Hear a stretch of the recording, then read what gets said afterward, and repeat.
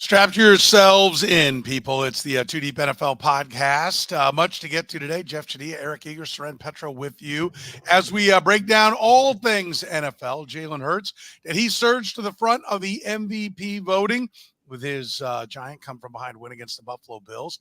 Do the Bills even make the playoffs? Is Josh Allen in that conversation for MVP? Are the Broncos for real? They've won 5 straight. Look out. Frank Reich, speaking of out, is out in Carolina. Did he actually get a fair shot? Who's going to be next there for the Panthers? The Browns now 2 beat up to make the playoffs. Is Jordan Love now, or will he ever be a playoff QB1? Should there be concerns over the Detroit Lions? Sputtered a little bit and then just got beat by the Green Bay Packers. Who will be the 1 seed in the AFC? Raiders shaking up their roster. What are we looking at in Week 13? We talk about it all right now on the Two Deep NFL podcast. You're listening to the Two Deep Podcast, the most complete analysis of the National Football League, breaking down the NFL like no one else can. Two Deep is hosted by Jeff Chadiha, Eric Eager, and Soren Petro. Jeff Chadiha is a senior columnist and on-air personality for the NFL Network and NFL.com. Eric Eager is the vice president of research and development for Sumer Sports. Soren Petro is the afternoon drive host of the program on Sports Radio 810 WHB in Kansas City. Two Deep is proudly brought to you by Gann Asphalt and Concrete, Kansas City's nationally recognized full-service paving and pavement maintenance contractor, making parking lot problems disappear since 1994. Free consultations, no commissions, in-house crews, and every project comes with a written warranty. Find them online at GannAsphalt.com or call 816-484-3338. Gann Asphalt and Concrete. One contractor, all things parking lot. Now, here are the hosts of the Two Deep Football Podcast, Jeff Chadiha, Eric Eager, and Soren Petro. And good evening and welcome. Thank you for joining us. Remember, if you're catching us via the podcast, you can catch us live 9 o'clock on Tuesdays, 9 p.m. Central on Tuesdays. Normally, every now and then it ends up being a Wednesday, but normally 9 o'clock on a Tuesday. Thanks for joining us whenever you are catching us. We do appreciate it. A lot to cover here tonight, guys. Let's start with the Jalen Hurts performance against the Philadelphia Eagles. It was quite impressive. In fact, he's doing some things that no one else has done. On the year, 18 touchdowns, 10 INTs, 2,700 yards, 68%. That looks pretty good. But throw in another 410 rushing yards, 11 touchdowns, which means that he now has 3 straight seasons with 10-plus rushing touchdowns. No one's ever done that. Only Cam Newton had 3 in his career as well. 11 games with 2-plus rushing touchdowns. He's the first quarterback ever to do that. He broke his record with Cam Newton. It's Cam Newton. He's throwing the ball, maybe not quite Patrick Mahomes-esque, but really, really well. And he's the unquestioned leader of that football team. Jeff, is Jalen Hurts now the man to beat in the MVP race? It's a three-man race right now. I have him 3 just based on the whole season, not the last 2 games, but he's doing amazing stuff. I think it's Dak Prescott, it's Brock Purdy, and it's him. And that's my ranking based on one important fact. They're all going to play each other here real soon. Obviously, Niners and Eagles play this week. Niners and Cowboys are going to play.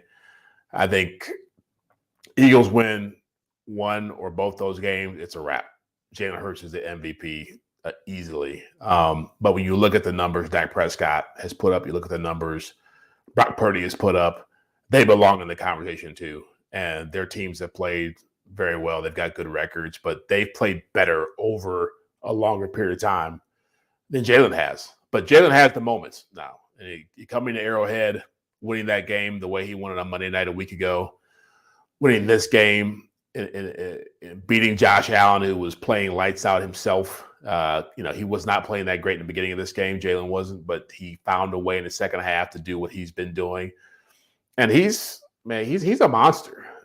It's crazy to think that a couple of years ago we were sitting here wondering if he could be a franchise quarterback, and now we're talking about him finishing second in the MVP last year and possibly winning it this year. I think he's got a great chance at it. If this team is 16-1, 15-2 at the end of the year, he probably gets it. Eric, there's a great stat about Patrick Mahomes that he's 15-11 when he's down by double digits.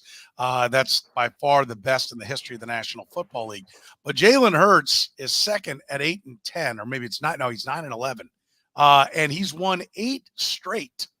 Right. So this year and the last couple of years, he's been Patrick Mahomes-esque when it comes to the come from behind part of the equation, which is a big part of my measuring stick.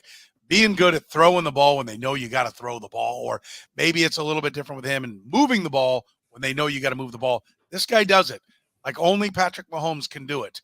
I mean, is that what gives it to him, gives him the nod this year and gets it done? Is that there's consistency there as well? Yeah, I don't know if he's necessarily like in any better of a situation now than he was last year. If we remember this week last year, right? They went to 1 week. It was the Denver game, right? Where they go to Denver. 2 weeks from now. I got my weeks messed up. But like Patrick threw 3 interceptions in Denver, and Jalen Hurts was a minus 150 favorite at Pinnacle and all the other sports books. He's still more than even money now. So I think like Jalen Hurts is in an interesting spot where last season, I think everybody looked at Mahomes and Hurts as kind of the two, like they both deserved it. And if Patrick didn't win the MVP last year, Hurts would have been the MVP and no one would have been like, oh, this is stupid. He doesn't deserve it. Like, I think, Patrick just deserved it slightly more. I think this year, Hurts is maybe the only person who you could say that about. I think if Mahomes won the MVP, I think a lot of us, even us on the show, would kind of be like, yeah, but it's kind of one of those Peyton Manning 2008 MVPs where there wasn't really anybody else, right? Tom Brady tears his ACL, all this kind of stuff. And it's like, he wins an MVP because he's the best of a mediocre bunch. I think Hurts is the only person in the NFL right now for whom that is actually not true, that he's actually earned this. And to the point, like playing hurt, right? They played hurt against Dallas, had the knee injury during that game, came back, won that game when they were trailing at halftime. Obviously the Chiefs game going on the road in Arrowhead, trailing by 10 at one point.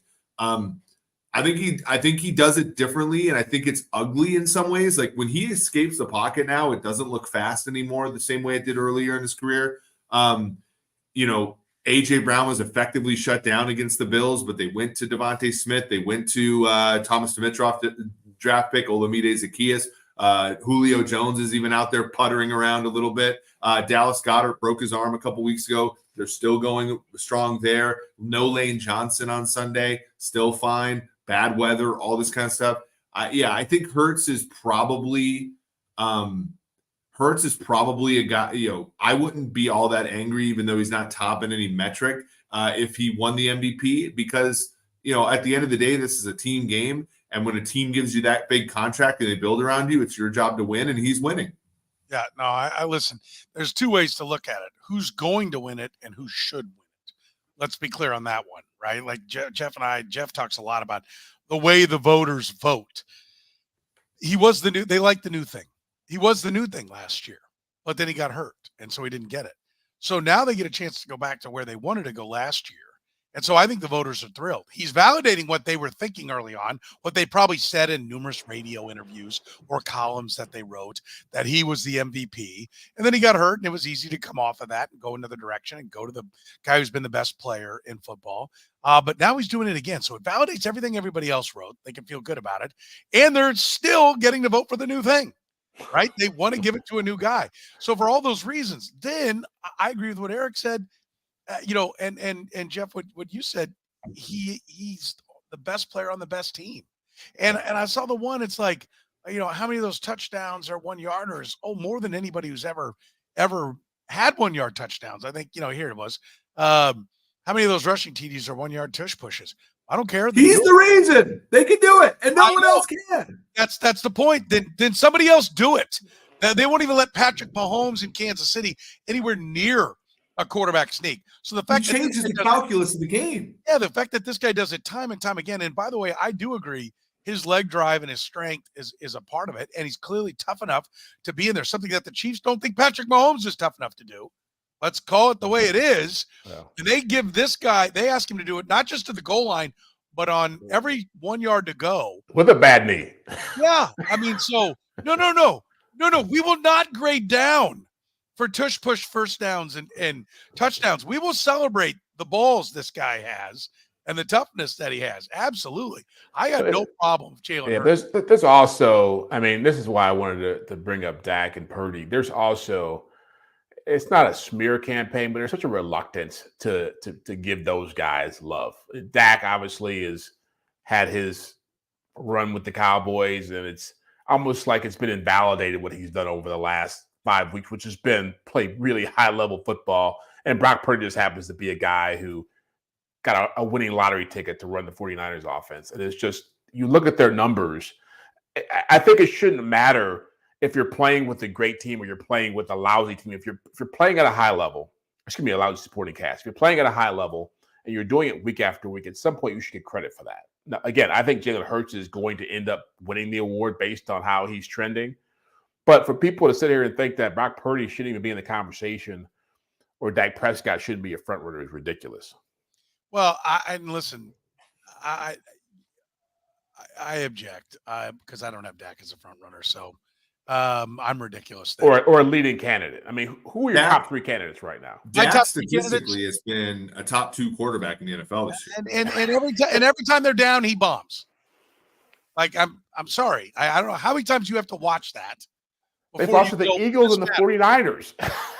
And the Cardinals. And Brock Purdy's not near the top of my list.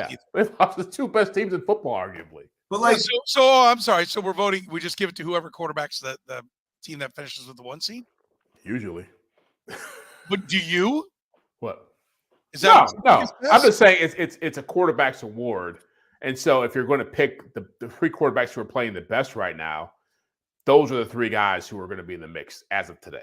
I think Stroud was in there last week or 2 weeks ago, but he's declined. Yeah, he's out. Listen, and I have no problem with Dak's name being mentioned and then quickly discarded.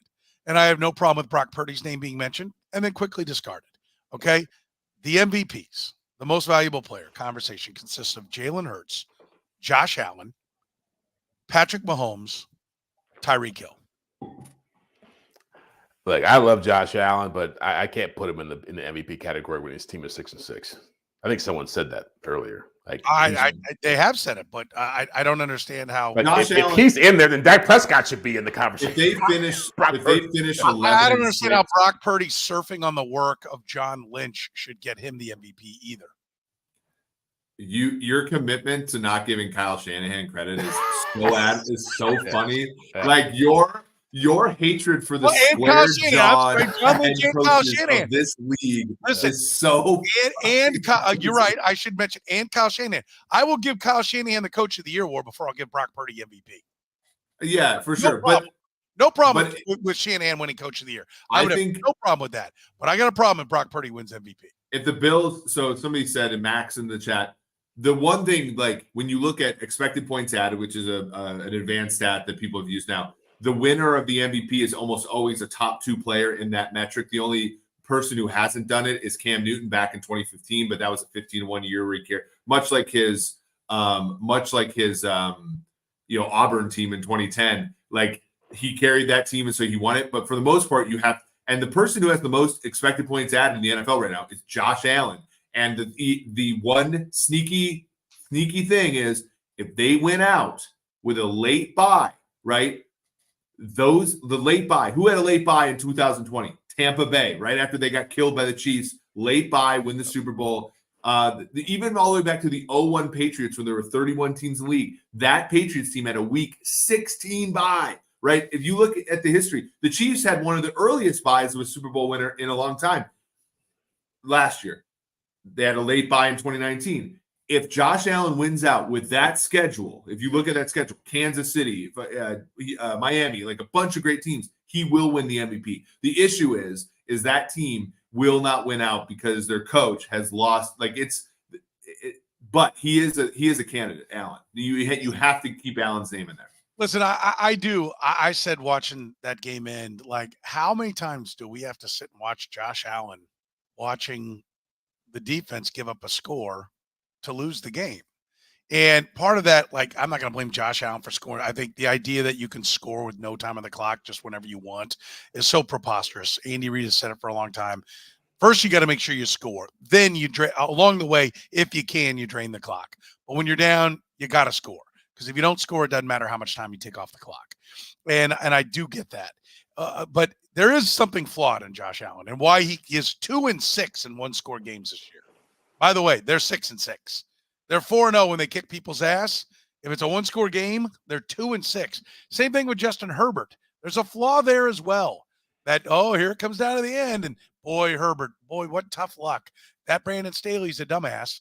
I mean, some of it does go on the quarterback. I get that. But Josh Allen, that last hit, 91 yards rushing, 2 touchdowns. I mean, what else could he do? Like, how, they fired the offensive coordinator after McDermott's defense couldn't stop anything on the last 2 drives. I mean, what are they going to do now? Bench the quarterback if they give up 40. He's really good. He's really good. But to me, Allen, Hurts, Mahomes, Tyreek Hill.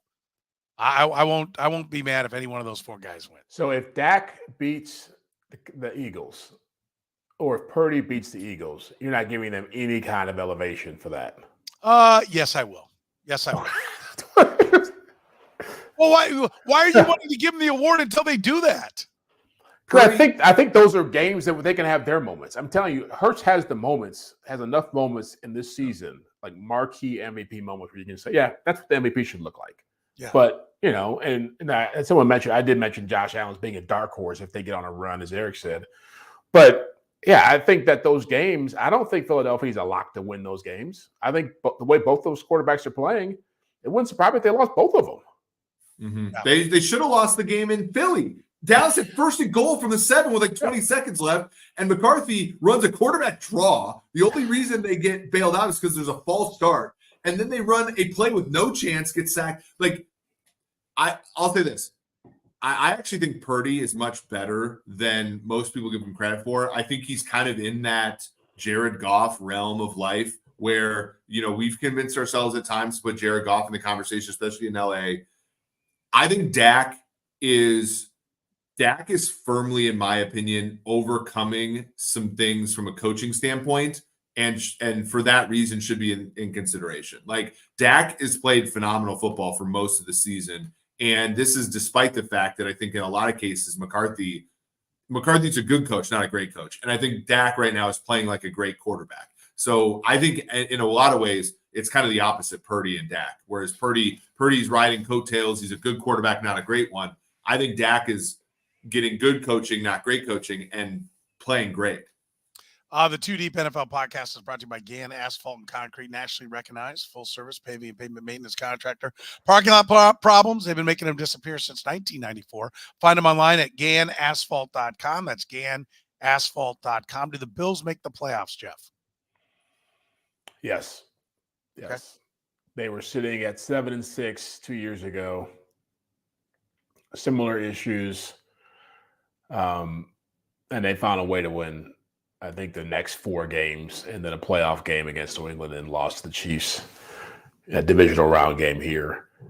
They have the capacity to do it again. I am much more encouraged watching them play over the last couple of games than I was before. I don't think it's a Ken Dorsey thing. I just think that they're a team that, when their backs are up against the wall and they know that they got to get something done, they tend to have a different level of focus.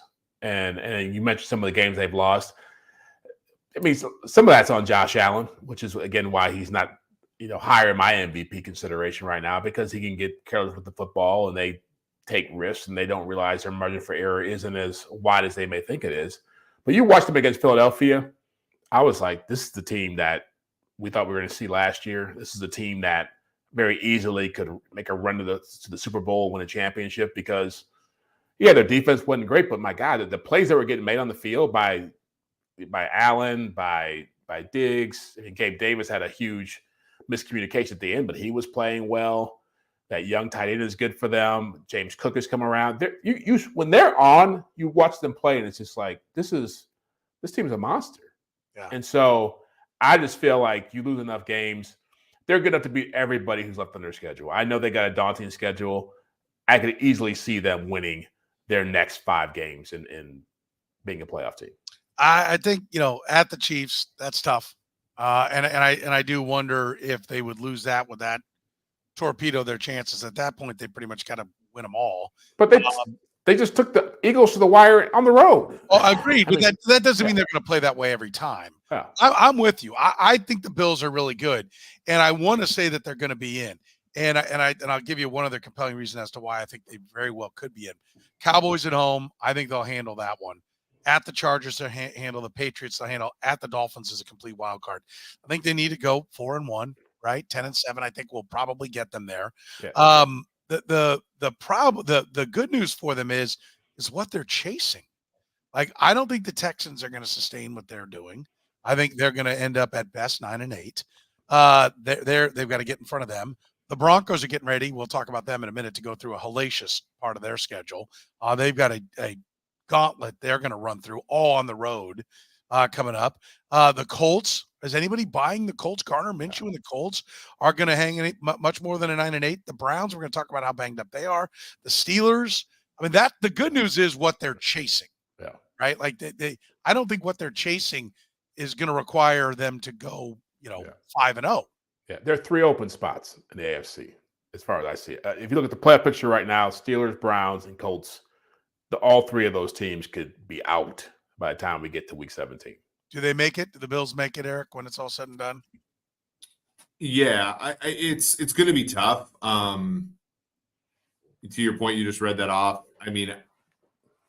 It looked harder at the beginning of the year, like the Chargers game and the New England game. I think that the Dolphins are kind of a paper tiger. So I think expectations would be 3 wins out of there. And somebody did talk about the fact that a lot of losses were in the AFC. So that's going to be tough. They're going to want to have that first game against the Jets back for sure. But yeah, I think they do. And then when they get in, like I said, with the late bye, they're going to be dangerous. Yeah. Think about you're facing them as the 2 seed. Come on. That nobody wants to see a 2-7 game. Here come the Bills. Well, it's going to be finally a game where the 7 seed is competitive. Eric said it, 2006 Colts. Yeah. Whoever it is. They're either the 2001 Bucks or the 2000. They're a Dungy team. They're either the 2001 Bucks that gets the coach fired and wins the Super Bowl next year, or they're the 2006 Colts. One of the two. And I'm with you. I'm not completely sold on the Dolphins as far as the caliber of team, but at Commanders, Titans, Jets, Cowboys, at Ravens, Bills, the last 3, the Dolphins better not slip up because the last 3 are tough on the Dolphins, and that could be that game might not matter. Well, there's that too. Well, if you're the Dolphins and you're in position for that game not to matter, you're going to want to kick the Bills out of the play. They're going to play hard in that game because if they're the 2 seed, for example, they're not going to want to see Buffalo in the playoff. They're not going to lay down for Buffalo. Yeah. I don't think that'd be dumb. We had the question: are the Broncos for real, Jeff? What do you think? They've won 5 straight. They've beaten the Packers, Chiefs, won at Buffalo, Minnesota, and Denver. That's not gimmies that are there. They've been incredibly hot on the takeaway number, on the plus minus. They're like +3 in every game. Next 3 at Houston, at the Chargers, at the Lions. 3 games from now, what are we saying about this Broncos team? That they're a playoff team, or it was fun while it lasted? Playoff team. They have qualities that you want to see in a team that's trying to make the playoffs at this time of year.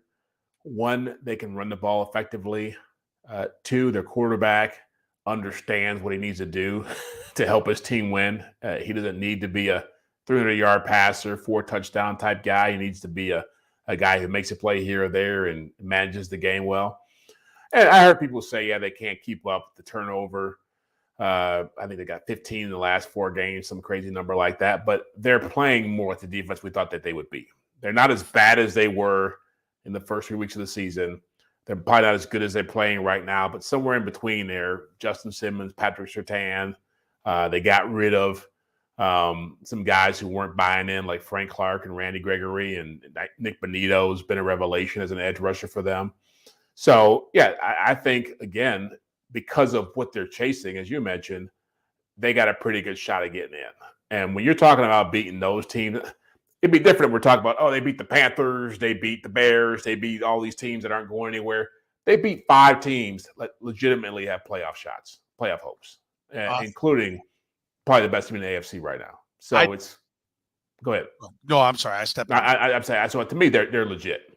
Their last 6 games, they've given up 99 points. That's 16.5 points a game. Let's give some love to Vance Joseph for the turnaround that defense has had from giving up 70 to the Dolphins to giving up 16.5 a game to the Chiefs, Packers, Chiefs, Bills, Vikings, and Browns, right? Like that's, I know the Browns don't have a quarterback, so they gave up 12. The Vikings don't have a quarterback either. Like they're doing this against some backup ass quarterbacks. They're not giving up 24.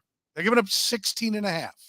The Chiefs. The problem is that their quarterback's what's the excuse for Patrick Mahomes or Josh Allen or Jordan Love, who somebody was telling me was like this blossoming champion? Are we on that bandwagon or not? Well, the excuse for Mahomes and Allen and Love and literally every other quarterback in the NFL is that their defense isn't producing a turnover on 25% of drives, which has been the case for the Broncos for the last few games. Russell Wilson has been buoyed by one of the great head coaches in NFL history. Russell Wilson, the last 5 games, 134 yards, 6.1 yards an attempt. 259, breakout game for him, 7.4 yards, 193 yards, 6.7 yards an attempt, 114 yards, big win, 6.0 yards per pass attempt, 194 yards, 6.7 yards per pass attempt. Russell Wilson has had, if you take out that Hail Mary against the Commanders, he has 1 300-yard game this year. He stinks. This is not a team that has sustainable elements to them. Once they start dropping interceptions or not picking up fumbles, or the 50-50 fumble that's laying on the ground goes to the offense, this team's thing is over. It's ridiculous. This has been a fun run. I'm happy for Broncos fans. They finally get some play in their life.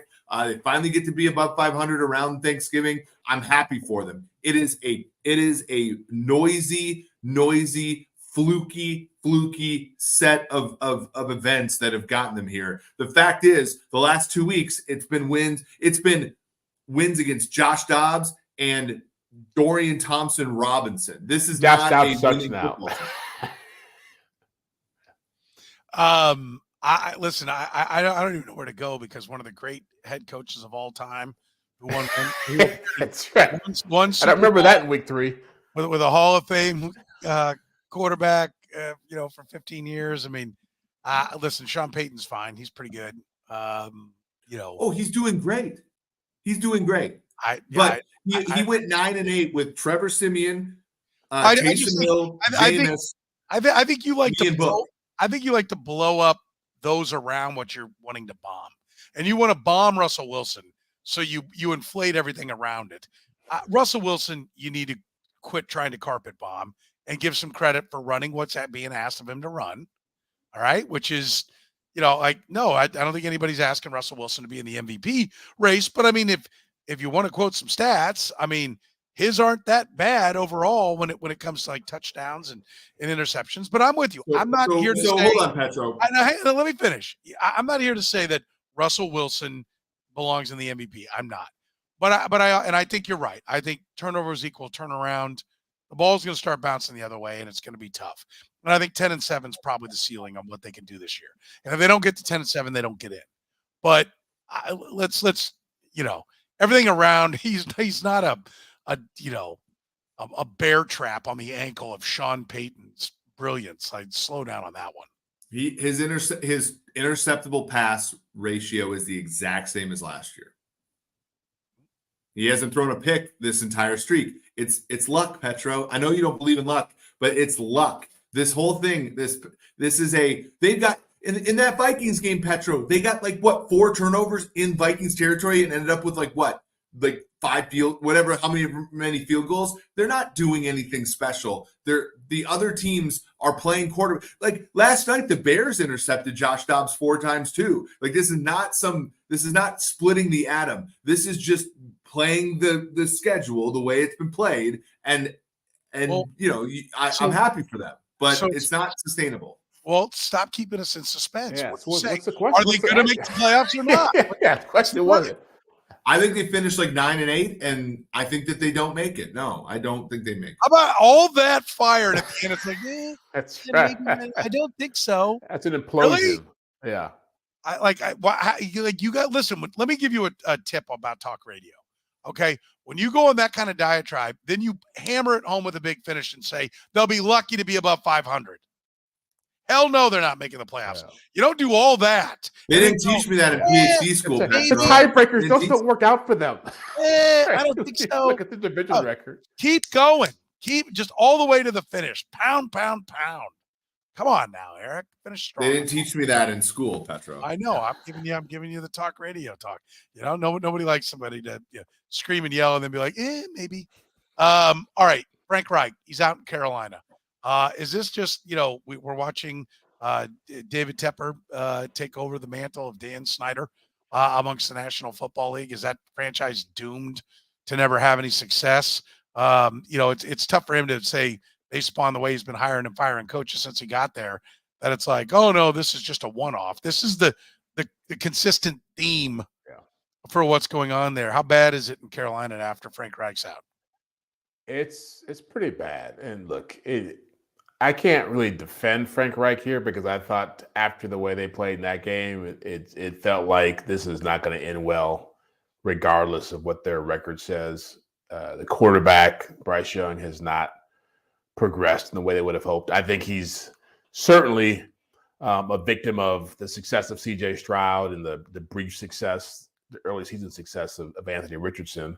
But David Tepper wanted Bryce Young. I mean, that's pretty obvious that this was the quarterback he wanted to be there. And it's pretty clear that Frank Reich was not on board with that. And so maybe Frank Reich made himself an easy scapegoat for all of this. But that's a franchise right now that's in a really, really tough spot because they're bad offensively. They're 29th in the league in scoring. They're bad defensively. They're 31st in the league in scoring. Spent a lot of money in the offseason. Frank Reich looks like he's really gone through hell in the first, 2.5 months of this season with this program. And you're right. I don't know. They should have kept Steve Wilkes. And I know there's people on here who remember him with Missouri, whatever. They were 6-6 with Steve Wilkes as the interim coach last year. That locker room believed in him, and they let him go. And so now I sit here and wonder, like, are they going to go try and get a Ben Johnson, a Kellen Moore? Is Jim Harbaugh on their radar? I just feel like when you've got that many coaches coming and going, and this is the third one he's fired amazingly in season, which I think it's got to be some kind of a record with Ron Rivera and Matt Rule being the other two, that, he's got to really figure out what he wants. He's a billionaire, hedge fund guy, stepped in the NFL a few years ago, and he's finding out it's hard to win games. Yeah. The way you can't run a football team the way you run a hedge fund. Yeah, I think it's always funny you watch these guys and think they're the smartest guy in the room. Because you're rich or smart and are good at one thing that makes money doesn't mean you can do everything better than everybody else. And he's finding that out right now. The press conference was amazing, and pretty much he all but confirmed he took Bryce Young.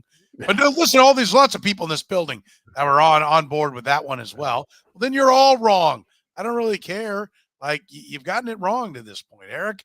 What are we looking at here for the future in Carolina? Yeah, Frank Reich becomes the first coach in NFL history to be fired in consecutive years, and obviously season. The first. Well, no, total, right? Like Chip Kelly in season. Yeah, he's the first one to be fired consecutive years, which is tough to do. I've always liked Reich. I always thought Reich was, everybody I talk to in the league thinks Reich's a good human. He treats people well. He takes care of his people. It was sort of interesting when they hired him. They also hired Ejiro Evero. It's also interesting that Ejiro Evero, for the second straight year, did not get the interim job. There were reports that he didn't want it in Denver. I don't know why Chris Tabor got this job and not him, but that's interesting. They put together kind of a star-studded cast. Now, a couple of those guys are already let go. Josh McCown being one of them. Deuce Staley being another. Deuce was a rising coach. I think that, the thing about hedge fund people and bettors and kind of that whole, the quant world is, you get off of bad bets quickly, and you don't have a ton in the way you write off losses and all that kind of stuff. And things move fast. In the NFL, things move slowly, right? Like, you have to let some of these things mature. You have to let players develop. You have to let people grow into their situation. And I think that's what David Tepper's learning right now, or maybe, or should be learning. If that's the case. And so I think it's just, and we're going to see more of this. This is not the last person who's made their money in hedge funds that's going to own a football team and be super involved like that. That's the right of the person that owns the team, of course. And so I think we're going to see this possibly more often. To me, this is a big deal. Like, it's crazy to me, to Jeff's point, that they would move $200 million in assets to move up to get Bryce Young. The reports were that it was Tepper, and then make a scapegoat out of Frank Reich because he can't make that thing work, even though you hired Reich first. So to me, it's a very interesting situation. I don't know how they get out of it. I don't agree with Jeff that they should have kept Steve Wilkes, because I just don't see that many interim coaches promoted to the head job that have worked. Jason Garrett maybe being an exception, but it's Jason Garrett. That's not even that great of a coach. Every other one, it's Leslie Frazier was a multiple-year head coach, but we saw with Romeo Crennel here that didn't work particularly well. So it's just an unfortunate situation. I'm interested to see what they do at general manager. I'm interested to see what they do, the rest of the roster, because they don't have a first-round pick next year. It's going to take some real, I think, magic kind of to get them out of this thing. I think it's the Groucho Marx principle. Like, why don't you belong to a country club? Because I wouldn't want to belong to any club that would have me. Anyone that is willing to take that job is not worth hiring. Yeah. I mean, I hate to say that, because my fear is, I saw Eric Bieniemy's name go up there. Like, my fear is that'll be the shot a guy like Eric Bieniemy, the only shot that a guy like Eric Bieniemy gets. And that's what usually happens is, there are guys that will end up in that spot. They're the only ones that they're like, this is my only shot. The Houston Texans hiring the wide receivers coach. David Culley. I mean, Culley, he's like, I have no choice. This is the only shot I'm going to get. Yep. I have to take it. That's going to be the kind of guy that you ultimately end up seeing get that job. And I think it's so sad, because it's generally good, long-term, hardcore football guys that you really wonder, what could they do with an owner that gives them resources and gets out of the way and allows them to, puts a great coach in place or has a quarterback. What could that look like? And so many of these owners are just not good. Yeah, and they define good football. I think about when Steve Bisciotti took over the Baltimore Ravens, and I think Brian Billick was still the head coach then, and they fired him. But Ozzie Newsome was still the general manager, and they put a lot of faith in Ozzie Newsome, and they hired John Harbaugh, from the Eagles, who was really a shot in the dark type of guy. He was a special teams coach who coached, I think, defensive backs for a year. Andy let him do that with the Eagles so he could get some credibility. And look where they are now. But that's because you've got good football people involved in the conversation. You let them do their jobs. And whenever you have owners who decide, well, I'm writing the checks, I got all the answers, it's hard. And what the point about Steve Wilkes I was making was that he had the faith of the locker room. Good luck trying to build faith in a locker room when you've had 3 coaches come through in 5 years. Everybody's going to be sitting around waiting for the bomb to go off again. With free consultations, no commissions, and in-house crews, every project with Gann Asphalt and Concrete comes with a written warranty. Gann keeps your parking lot safer, helps you keep your eyes focused on your business, avoid unnecessary delays, costly expenses, liability problems with accidents in your parking lot. Make a good first impression with your clients and customers. Go with Gann Asphalt and Concrete. GannAsphalt.com. Make sure you tell them you heard about it on the 2 Deep NFL podcast. The Browns were the darling not long ago, Jeff, but they keep taking on water with the injuries. Is it a great story that's going to end up fizzling out in the end? It feels that way. And I hate to see it, because when the Browns are good, it's fun in the NFL. Yeah. It hasn't happened very often, but if you're around Cleveland, when they're doing well and they're a playoff team, it's a pretty cool thing. But my God, I mean, Deshaun Watson out for the season, Nick Chubb out for the season, Jack Conklin out for the season. Dedrick Wills has been out for like 4 or 5 weeks. Now Myles Garrett's got a shoulder problem, and Amari Cooper got hurt. The backup quarterback's hurt. At some point, you're running out of bodies. And when most of your best players are going down, it's really hard to stay competitive. And if you saw that game against the Broncos when they put PJ Walker in after Dorian Thompson-Robinson got hurt, and they went to a double reverse and dropped the football, and the Broncos recovered. It just felt like that was a huge turning point in their season. And I just don't know how they can, even with a great defense, I don't know how they're able to stay in contention. If Myles Garrett has got any kind of serious, I don't even know where he's at right now. I know they said he was trying to get to the MRI. I didn't get the results of that, but I just know that they're on vapors right now. They're on fumes, and it's hard to see them finishing strong. The last 6, Eric, at the Rams, Jags at home, Bears at Texans, Jets at home, at Bengals, who seem to be in a free fall. If they just win the winnable games, they'll go 4-2. They'll win 11 games. I think they're in. I don't know that they can win all the winnable games. And if they drop 2 of the tough games, 3-3 puts them at 10-7, and we're in tiebreakerville with everything going on. This is one of the reasons why you look at the Bills and go, yeah, they're still alive, because I don't know what the Browns can do. Are the Browns still a playoff team? I think so. Their defense is so good, and defense is tough because I think so. A place like the Jets, where the quarterback position is so bad and the quarterback is so blatantly awful, like Zach Wilson, I can see the disconnect in the locker room, right? I can see like there's a great defense and they're starting to get mad at the offense and things start to disintegrate and the defense starts playing poorly because they know they have to be perfect and all this kind of stuff. You can see that stuff happen in New York. I think in Cleveland it's a little different, right? Because the real quarterback got hurt. The other quarterbacks are not like, frankly, as blatantly awful as Zach Wilson was. And so I think the defense, now the Myles Garrett injury is a big deal, but I think that the defense will continue to be pretty good. I think once the weather gets worse as well, that'll play to their strengths, running the football and stuff. The Amari Cooper and Myles Garrett injuries are big. So you have to monitor those, but I do think they make the playoffs. I think they win 10 games at least and sneak in there. All right, let's talk about the Lions. Should there be concerns about the Lions, Jeff? They lost to the Packers on Thanksgiving. They didn't play particularly well against the Bears, having to go the distance there to finally get that win. Are they losing some wind in their sails? I would say there's some concern. It's not a huge concern because the way they're built, they can easily get things back on track.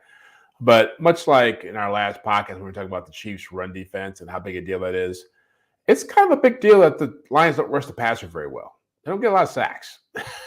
That's a big issue for them. It's kind of a big deal that the quarterback is kind of going through a couple tough games here and that they haven't really unlocked Jameson Williams the way they would have hoped by now, a guy who they traded up to get pretty high in the draft last year. And, they're still the third best team in the NFC, but Dallas is starting to make a much stronger case to be in a tie for them for that position. There was a time I thought they got shot at the 1 seed. I think now it's like just win the division and hope for the best. Yeah, they've got some flaws that are starting to pop up. That part of the no 1 seed though is how good the Eagles are playing. So, do you give them a shot for the 2 seed though? Can they get in front of the Niners, or are you waving goodbye to that too? I don't know what their record, what their schedule is like at whatever the last 5 games are. If the Niners are the better team, and so if the Niners go in and beat Philadelphia, I'm feeling like Detroit's locked in at 3 for sure. The Cowboys and Lions. The Cowboys and Lions played in the playoffs. There was like the Stafford versus the Anthony Hitchens game. Yeah, he's legend, but that was the game where I can't remember who won that game. Romo? Is that the one game the Cowboys won with Romo? Yeah, the Lions haven't won a playoff game since '93. It wasn't the Lions. They certainly, I can vouch for that. That was the Anthony Hitchens got the pass interference on Brandon Pettigrew, and they didn't call it. Right? That was that game. So here's my point. Like, aren't we barreling towards then the way you're talking, Jeff? that's the 4-5 game, and the Cowboys beat the Lions, and the Lions still have no wins. That's possible. No, the NFC South is the locked-in 4 Oh, that's seed. right. I forgot. The team that wins the NFC South doesn't have – the Lions have more wins now than the NFC South winner will have at the end of the year. So that one's – and there's pretty much no way that the Lions would probably see Seattle or something like that. Pretty much no way. Green It's Bay. either Dallas, maybe the Vikings.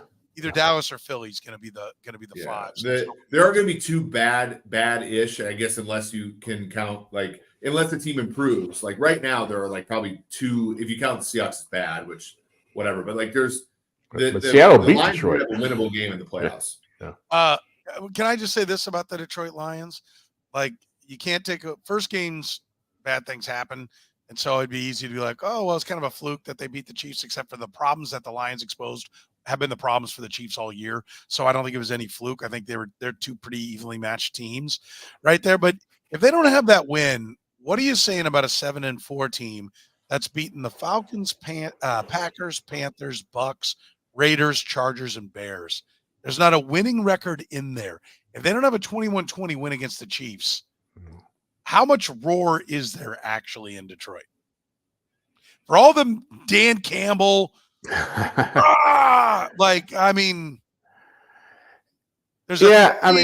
ass kicking to the Ravens. There's giving up 37 to Geno Smith and his comeback. That's the one. That's the one that's the dog in there, the big turd. Yeah. I mean, it's I don't know. I don't think. Well, if you look at their schedule, for one, their weaknesses are kind of masked on the schedule the rest of the way of the Lions, right? So at Saints in a dome, Saints suck. You go to Bears. That's their last outdoor game. I better not end in a rock fight in that game, because then it's official. They got issues. Yeah, but that's their last outdoor game until the second round of the playoffs, at least, right? Because then you go Broncos at home, they stink. At Vikings, at Cowboys, Vikings at home. That can be salty depending upon how the Vikings play. I have a feeling by then Josh Dobbs will have thrown enough interceptions where it's going to be Nick Mullins. But the Lions kind of have an easy slate. I mean, the thing with I'm friends with a few Lions fans, and they're really irritated that Philly's kind of pulled the last two games out of their ass, because there was really a chance the Lions could have had the 1 seed, because Philly has a tough schedule. Niners have a tough schedule. Lions really don't. But I think the loss of the Packers kind of keeps them out of a bye. I think they'll be the 3 seed pretty easily. And so will they what was your expectation going into the year of if the Lions were the 3 seed, they win their first game, they're going to be huge dogs to the Niners or Philly, whoever gets the 2 seed, right? So to answer your question, I think they're on schedule. I think that's a fair point. Yeah, that's what I'm saying. I don't think they're in trouble, right? I think that to answer your question, they're right where we expected them to be. They're right where we expected them to be. I agree. I think their schedule's played down a little bit. They've benefited from that, which is what you're supposed to do. Just ask the 99 Rams, who I don't think beat a team with a winning record that whole year, and they ain't giving back that championship, and nor should they.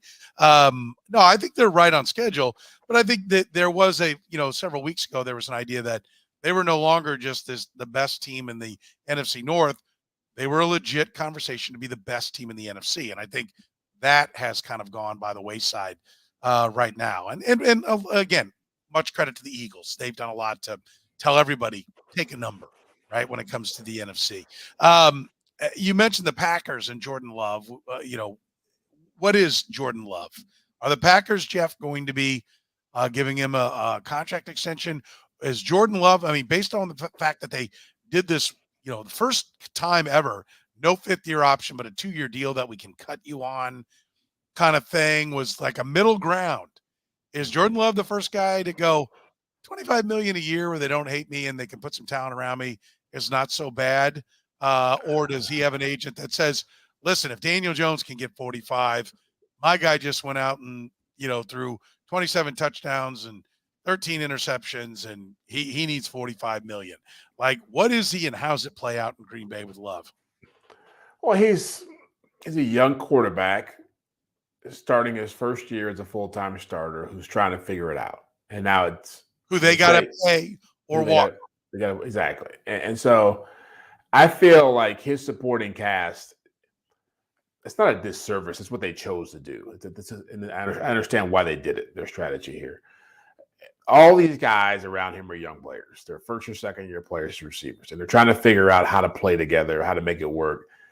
The key for Jordan Love, and I think he's starting to figure this out the last couple of games, he can't just be a guy who is trying to figure out as well. He's got to be the leader. He's got to play like the guy who is going to be the franchise quarterback. And I think there's times in this season where he's fallen back into bad habits and bad decision-making and bad footwork because he's been so used to being a developmental guy. Like, he hasn't figured out, dude, it's like, this is your team. And they're going to go as you go. And so the same vibe you see from C.J. Stroud in Houston is what he needs to bring to this team. And I think he's starting to see that. To me, to go into Detroit on a short week, yeah, you got the win the previous week, but to go in on a short week into that situation and play the way he played said a lot about where he's at. And I think he recognizes what you're saying, which is this could be over in a heartbeat if I don't start playing, not just playing, but leading. What do you think he is? How does it play out in Green Bay, Eric? I think Jordan Love is kind of like Dak minus, which, is probably going to be a $43 million deal, right? Like, type of thing. Well, it won't go well. If the Packers give that deal, it will not go well. Yeah, I mean, because unlike Dak and unlike other players who have kind of grown into it, Jeff lines up the issues really well. I mean, I guess they're right now dealing with a lot of dead money, most of it Aaron Rodgers, some of it other players. And, if you use all of that dead money to pay Jordan Love, it's not like some of these other young quarterbacks that have had success have done so with great support. And that support was already accounted for in the balance sheet, if that makes sense. Whereas you're still going to have to for Jordan Love to take the next step, you got to get him a Tyreek Hill. You got to get him somebody like that. And the problem is when you went out and got Tua Tyreek Hill, he was on a rookie contract. I think they're going to have a hard time with Rashawn Gary's contract and so forth. You're going to Jared Alexander's contract. You're going to have a hard time paying Jordan Love what he thinks he's worth, in addition to also going out and getting a real wide receiver. Yeah, imagine if Devontae Adams was still there, what he would look like right now. Correct. Yeah, it would look a lot better for sure. They've got $234 million already committed to next year's cap. So the idea that they're going to be out on the free agent market splashing around money for guys, it's going to take some doing if they're going to do it. And then the Jordan Love deal will have to kick in the following year as well. He signed this year and next. And if he finishes the year strong, you're probably looking at a guy who goes, hold out, pay me or I'm not coming in. Yeah. So, it's going to be an interesting offseason for the Packers. We had this question earlier. Who's the 1 seed in the AFC when it's all said and done? Ravens hold that spot right now. If they're on a bye week, if the Chiefs win in Green Bay, they would take it back over. They're in a tie. It comes down to tiebreakers.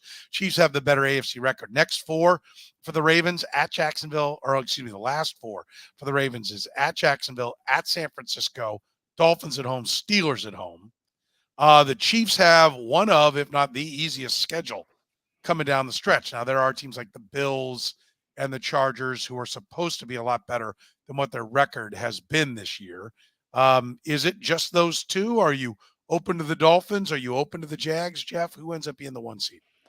Well, I think the favorites got to be the Chiefs and the Ravens, but I think the Dolphins have a very sneaky route, and the Jaguars, based on how their schedules play out. The Dolphins have 3 cakewalk games coming up. And so if they're sitting at 11-3 with 3 games to go, that momentum works in your favor. Now, those last 3 games, Dallas, Baltimore, and Buffalo, you got to pull some magic out. But if you're able to be at 11-3, I think 4 losses is about the most you can tolerate to get there. So they got a good shot at getting there. I think the Jaguars it's even an easier schedule for them, which to me, if they got in, it would be like Tennessee being the 1 seed.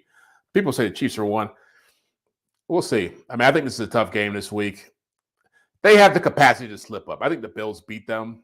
I think they end up with 4 losses. The question is, can the Ravens survive San Francisco? If they can survive San Francisco, they got a pretty good shot at getting there. Where do you sit on the 1 seed, Eric?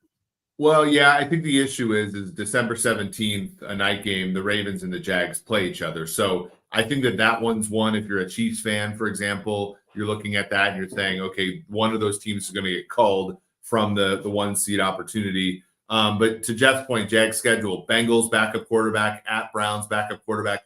The Ravens one, they have at home, which is interesting. At Bucks. Bucks are salty. They're not a team that I think is a walkover team right now. That they could be even the NFC South winner. Panthers stink, Titans stink. So yeah, the Jags to me are the one that you have to think about. If they can beat the Ravens, then I think that they have an opportunity. I think they have a chance. Kansas City can always run the table. They've run the table for a number of years in a row now. And to Jeff's point, I do agree that 4 is probably the magic number as far as losses are concerned. The one thing the Chiefs have that's going for them is 2 of their 3 losses are NFC opponents, which will help, as far as tiebreakers in the event that they get in. The Jaguars, they have a tiebreaker with the Jags. They don't play the Ravens, and then they have a tiebreaker with the Dolphins. This is 1 year.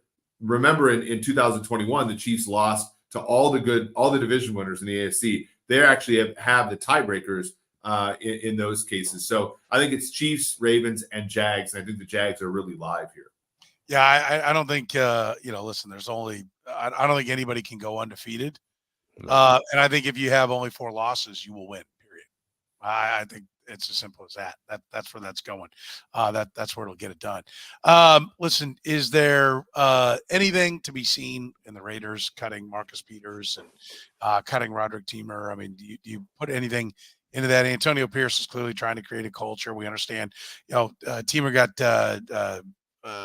DUI and speeding. We know the problems they've had. Marcus Peters has been a guy that just moves on down the road everywhere. Is there anything of note? Is this the organization turning a corner, or footnote more than anything?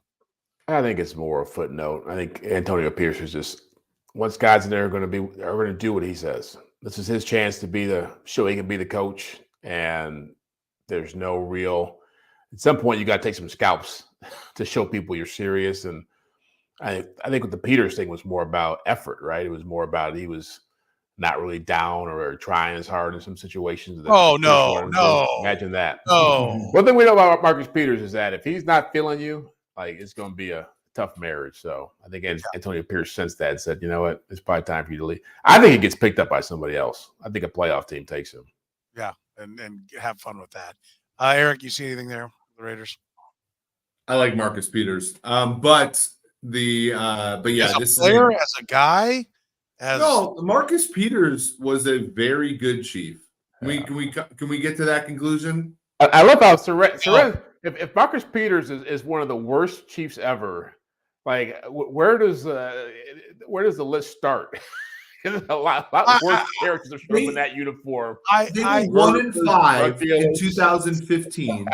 Andy Reid was left for dead, and Marcus Peters had 10 interceptions, and he wasn't the sole reason they won 10 straight games, but every single one of those games, he's picking somebody off and running it down the sideline for a touchdown. He's a flawed player for sure, but there was a lot more good than bad. He terrorized Phillip Rivers for 4 years. He's cancer in the locker room. He's absolute cancer. He was a good Chief. Give him absolute cancer. You'll get nothing but that from me. Absolute cancer. Yeah, Frank Clark got sick every single Saturday. Well, it wasn't a cancer. People liked playing with him. He was not a cancer. Yeah. I got no time for that. Marcus Peters was one of the reasons the Chiefs won a lot of games. I don't get it. Yeah. Back when Alex was the quarterback, and we're like that Carolina game where he goes up to Kelvin Benjamin and just rips the ball out of his freaking hands. I will not for 1 second listen to how Alex Smith was a downer and Marcus Peters the positive. Petro. You can Alex shove Smith that is ball. A fine quarterback. And right over, I'll show you where you can shove it too. No chance I'm listening to that for even a second. Alex Smith is a great Chief too, but they needed a guy like Marcus Peters to run back 3 picks a year to win 12 games with Alex Smith. That is a fact. He's an all-pro player. They don't win that game in freaking Carolina. He was an all-pro the year that the Rams traded him to the Raiders. I don't care. He was a cancer. He just didn't like him. I don't even know if he was a cancer. I think he just was a guy that didn't talk to the media. He's a weird guy, right? Just a weird dude. This is the typical guy. He didn't talk to us, so I don't like the guy. Have you asked around about Marcus Peters? What? Have you asked around about Marcus Peters? No, what, about the Chiefs? Is Marcus Peters, is he the worst human being on earth? No, he's not. But for building a team, they loved him at the Ravens. Marcus Peters had they loved him so much they cut him. Well, that was a money thing. The Raiders? The Ravens. Oh, the Ravens. Okay. He was a good Raven. He was a first-team All-Pro. He'll be back there. I look forward to him, cancering up their locker room coming down the stretch. That'll be great. What are you looking for here in Week 13, Jeff? The obvious Niners, Eagles. The battle to be the best team in the NFL. It's everything on the line. You got first round buys. You've got NFL's best team. You got MVP candidates. It's plenty of storylines. Okay, I like it. I mean, it's going to be a great game, no doubt. Eric, I actually am going to be a huge sicko here because I just want to see both of these things burn to the ground. I'm excited to watch Chargers, Pats. I'm excited to watch Falcons, Jets. Okay. I watched. I bellied up and watched Saints, Falcons, and I'm never gonna get I'm never gonna get that time back, and I'm pissed. And I want to see Tim Boyle beat the Falcons as 3-point home dogs with that defense. Desmond Ridder somehow hits Tyrann Mathieu in the face twice with passes and wins that game by 2 scores. I don't like the NFC South is the bane of my existence. By the way, I heard some guys on ESPN, one guy on ESPN saying, talking about Jags Texans being a big game and he was getting run down and everything. That was a big game last week. It was a great game. And as a couple of people have said, so is Broncos Texans. I mean, that's an elimination game to a degree. I don't know that either one of them. Probably the Broncos, have more veteran nature to the coach and the quarterback to where you think that they could come back from it. But Texans really need to get that good mojo going. I do think that's a good one. But Cowboys, Seahawks Thursday night. We got another good one on Thursday night. Seahawks desperately need to get things going in the right direction. Their schedule doesn't get any easier after the Cowboys. But how are you not intrigued by the Brandon Staley, Bill Belichick? Does whoever loses this game make it off the field as the head coach? I gotta go on one right now. I know the people on Twitter when Justin Herbert plays a primetime game that are all like, and I know Herbert's a good quarterback, but if I have to watch another primetime game with that dude playing quarterback and all these people, like all these hipster football people being like, oh, Justin Herbert gets no help. This is and I get it. There's truth to it, but it's annoying as hell. Justin Herbert, they act like Justin Herbert's this like injured fawn that needs to be like nurtured back to life. He's a pro quarterback, makes $52 million a year, and he can't overcome dick. He doesn't do any what does he even do? Can someone help me out? How many left tackles do they have to take in the first round? How many wide receivers and running backs do they have to pay? How many wideouts do they have to take in the first round before? By the way, Austin Eckler lost it. Nobody's been giving more help than that guy. Yeah. Austin Eckler looks like a guy who knew he was dust and needed that extra little money at the end of the offseason because my God, that guy looks worse than LT did at the end. Yeah. Tina, understatement of the year. Yeah, I actually like Herbert, and I think a lot of people who say he stinks because he doesn't win, I think they're wrong. But my God, if I have to watch another game of people like being like, my God, this is the Chargers letting down another great quarterback, and it's like, I at some point that joke needs to that thing runs its course. Listen, how many times at least Josh Allen is usually watching the last minute and a half with the lead go down the drains from the sideline. Herbert is usually watching the last 7 seconds after he's failed on the field with the ball in his hands. Yeah, there's no lies there. I mean, that's how they all ended. Everyone bemoans how close it was, and Brandon Staley, Went for it on fourth down back in the first quarter. That dumbass. That's somehow the problem. It's never Justin Herbert with the ball in his hand at the end of the game. All right, that's going to do it for us. Remember, we're proudly brought to you by Gann Asphalt and Concrete. If you got any problems with your parking lot, one company can fix all those problems. It's Gann Asphalt and Concrete. They're online at gannasphalt.com. Tell them you heard about them here on the Too Deep NFL podcast. For Jeff Chadiha from the NFL Network, Eric Eager from Sumer Sports, I'm Soren Petro from Sports Radio 810 WHB saying thank you very much for joining us here on the Too Deep podcast.